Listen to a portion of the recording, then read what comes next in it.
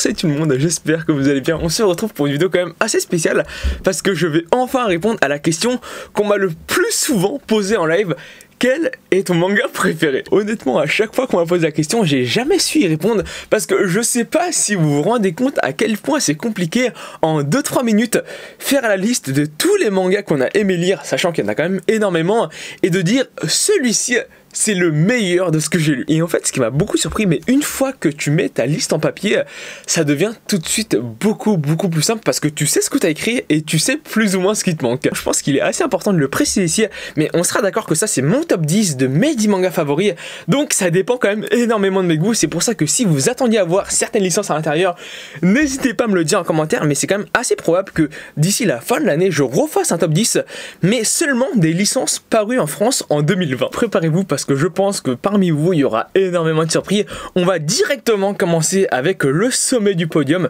Mon manga préféré, et même moi, j'ai un peu été surpris à le mettre ici, c'est To Love Ru Darkness. Oui, actuellement, To Love Ru Darkness, c'est mon manga, toujours confondu, préféré, parce que c'est actuellement le meilleur manga de romance harem que j'ai lu. Déjà, pour vous dire le truc, To Love Ru Trouble, c'est l'un des tout premiers mangas que j'ai lu, donc ça a un peu joué aussi dans la balance, mais le Darkness, je trouve objectivement que actuellement, si je ne devais garder qu'un seul manga, ce serait sans doute celui-là. Si vous aimez bien les mangas de romance harem, et Dieu sait qu'il y en a énormément en France et au Japon, à un moment vous allez forcément passer par To Love Ru et To Love Ru Darkness parce que c'est un peu les références du domaine. Et le truc que fait vraiment bien le To Love Ru Darkness, contrairement au classique et à tous les autres mangas de harem en général, c'est que le manga n'a pas besoin d'être écrit. Vraiment, juste si tu prends le cœur de l'intrigue et que tu le mets dans un manga de romance en enlevant tout ce côté fanservice, le manga, je pense que je le mettrais facilement dans mon top 10 toujours. La première place est actée et plus j'y pense, plus je me dis en fait que j'ai bien fait de le mettre ici. Ensuite, à la deuxième position, et ça c'est assez marrant parce que la licence n'est pas encore terminée en France, c'est Gotobun no Hanayome, aussi appelé The Quintessential Quintuplé. Forcément, vous devez vous en douter, mais si je le mets ici, c'est que j'ai terminé la licence, que j'ai pris connaissance de la fin, et même en prenant connaissance de la fin, je me dis que la manière dont l'histoire est écrite, la manière dont les personnages sont traités, en fait ça rend le manga tellement bien écrit, tellement particulier, tellement attachant que j'étais moi-même surpris, mais il se trouve que c'est actuellement le deuxième meilleur manga que j'ai lu. Peu importe ce qu'on pourrait dire, le concept est quand même hyper original. Fallait y penser quand même pour y mettre des quintuplets. Mais vraiment, ce qui fait le charme du manga, c'est plus quand tu le termines, tu te dis, l'auteur, il a quasiment pensé tout de A à Z sur les 15 volumes. Et ça c'est un peu la raison pourquoi j'aimerais bien voir l'édition couleur arriver en France, mais je pense que ça c'est pas gagné. Ensuite, troisième place du podium, et ça c'est pas encore édité en France et je pense que ce sera littéralement jamais édité en France, c'est le manga Tsugumomo. Pourquoi selon moi ce sera pas édité? Et c'est vraiment dommage parce que c'est un délire de l'auteur en plus. C'est parce qu'il y a un peu un délire loli ecchi. On me dira au Japon, ils ont peut-être un peu plus l'habitude, mais en France, je pense en effet que ça passerait un peu moins. Ici, j'adore le dessin de l'auteur et il rentrerait même dans mes 10 mangaka en termes de dessin favoris parce que je trouve sont très appréciables. Pour ceux qui apprécient le genre fantastique, un peu folklore japonais, vraiment, allez découvrir la licence si vous n'êtes pas trop rebuté par le ecchi. Ensuite, quatrième licence qui est un peu liée avec la troisième, c'est Bakemonogatari. Alors pourquoi je mets Bakemonogatari ici? Il y a plusieurs raisons à ça. La première, c'est que j'ai adoré l'adaptation animée. Et la deuxième, c'est que c'est dessiné par Ogret. Et sans l'un des deux, je pense que la licence ne serait pas sur le podium. Vraiment, les gros points forts de la licence, c'est le nom de la licence en soi, même si c'est un peu bête de le dire comme ça. Le dessin, la mise en scène et la mise en page, elles sont juste incroyables. Pour moi qui accorde une grande importance au dessin, ça a quand même pas mal joué. Alors pourquoi est-ce que j'ai mis Tsugumomo au-dessus de Bakemonogatari, même si Bakemonogatari est plus connu? Tout simplement parce que dans le manga Bakemonogatari, je trouve qu'il y a des arcs qui sont plus osef que d'autres. Même si selon moi le dessin rattrape quasiment tout, il y a déjà ça, mais il y a aussi le fait que ce qui fait pour moi un peu le charme de Bakemonogatari, c'est tout le lore qu'il y a autour. Toutes les autres saisons, on a Bakemonogatari, Nisemonogatari, Nekomonogatari, Monogatari seconde saison, et comme ça on en a une dizaine.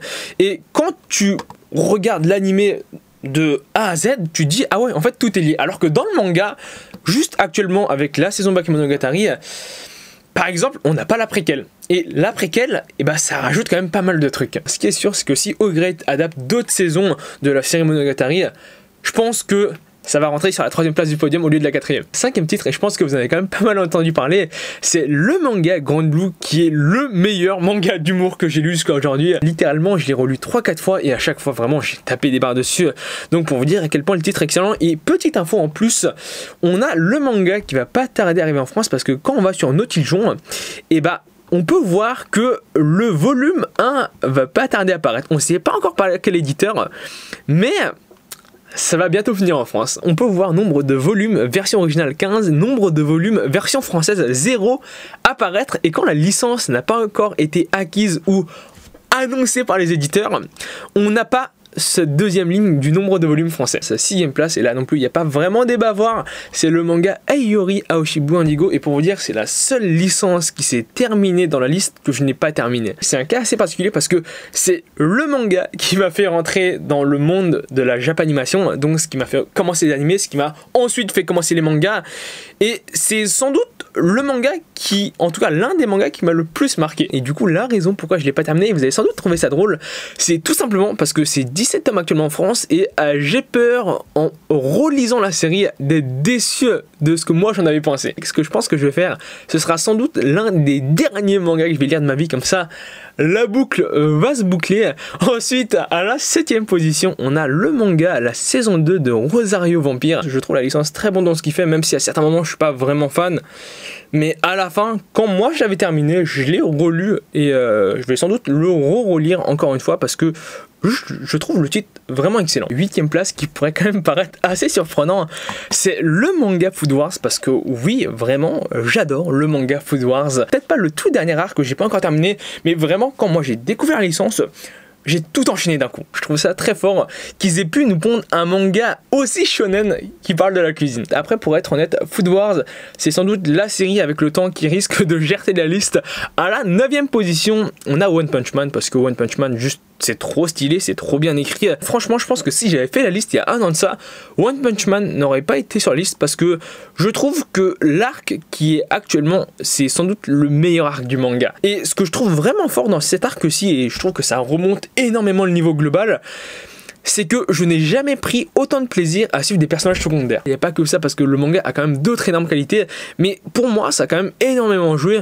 Ensuite, à la 10ème place, et on va un peu déborder dans la liste, on a un titre que vous connaissez sans doute pas trop, c'est le nouvel Hangyu Honshin. Pas grand chose à dire dessus, le titre est excellent du début à la fin dans la manière dont il est écrit. Il est très bien dessiné, pour vous dire, c'est pas le même auteur que Areade. Bon, c'est quand même un peu mieux que Areade. On va faire un top 13 avec la 13ème place. Là aussi, c'est un manga qui est pas encore édité en France. C'est Seihei Matono Slave, et ça aussi, c'est un peu comme Grand Blue. Quand on va sur Nautiljon, et ben on peut voir que la licence ne va pas tarder à venir, et on peut aussi un peu deviner l'éditeur. Nombre de volumes version française 0 apparaître, et là par contre, contrairement à Grand Blue, on a le prix, ce qui nous permet un peu de deviner l'éditeur, parce que il va être à 6,90 €, et à 6,90 €, moi je pensais de base que c'était Pika qui allait les avoir, parce que ça rentre quand même pas mal dans leur catalogue, mais à 6,90 €, t'as 3 éditeurs, t'as Kiun, mais bon, Kiun, ça m'étonnerait un peu. T'as Glénat, Glénat, ils font pas trop d'échi, faut se le dire, et t'as Kurokawa. Et Kurokawa, vu que récemment ils ont eu Keijin Radio, je pense que c'est quand même assez probable que ce soit eux. Là aussi, excellent titre, c'est toujours en cours, il n'y a que 5 volumes au Japon, mais quand je l'ai découvert, je m'attendais pas à grand chose, et pour vous dire, le dernier chapitre qui est sorti actuellement, qui est le 59, si je ne me trompe pas, ou dans ces eaux-là, je l'ai sans doute relu 5 fois. Ensuite, à la 12ème place, on a un titre que vous connaissez forcément, Chainsaw Man, qui juste, selon moi, est très bon dans son genre, qui est actuellement même, je l'ai dit, le meilleur dans sa catégorie, et c'est pour ça que je le mets ici dans le classement. Après, c'est plus parce que le genre ne me plaît pas tant que ça, l'histoire est assez farfelue, mais là j'attends vraiment de voir comment l'histoire va se terminer, parce que ça va pas être une série très longue pour savoir si je le monte dans le classement ou que je le descende, limite que je le sorte. Finalement, on va s'arrêter au top 12, parce que j'avais une 13ème place sur le podium ici, mais quand j'y repense, je me dis, j'ai pas trop envie de le mettre. Et arrivé ici, vous devez vous demander, ouais mais attends, du coup ils sont où? Berserk, Naruto, Hunter x Hunter, Dragon Ball, Bleach, One Piece? Et ils sont pas sur le podium, ils sont pas dans la liste. Je vais vous donner les deux raisons du pourquoi du comment. Alors déjà, pourquoi il n'y a pas One Piece, Bleach, Naruto, les 3 fameux mangas, la trinité? Tout simplement parce que c'est des titres qui selon moi sont trop longs. Généralement, je trouve que quand un manga dépasse les, on va dire 40-50 volumes, ça devient un peu long et un peu lent aussi. Bon, après il y a des cas particuliers, mais quand ça devient long, moi ça ne m'attire plus trop. Et du coup, pourquoi il n'y a pas Berserk, Hunter x Hunter? Parce que techniquement, c'est des mangas qui sont les meilleurs de leur catégorie. Tout simplement parce que c'est des catégories qui, moi, quand je les ai lus, honnêtement, genre, objectivement, Hunter x Hunter et Berserk, ça rentre dans mon top 20 des meilleurs mangas que j'ai lus. Mais quand on prend en considération mes goûts à moi, il y a des séries qui sont moins bonnes, mais qui correspondent plus à ce que moi j'attendrais. J'espère que la vidéo vous a plu, que vous n'êtes pas trop déboussolé. En tout cas, n'hésitez pas à me le dire en commentaire ce que vous en avez pensé. Allez, je vous dis à la prochaine. Salut!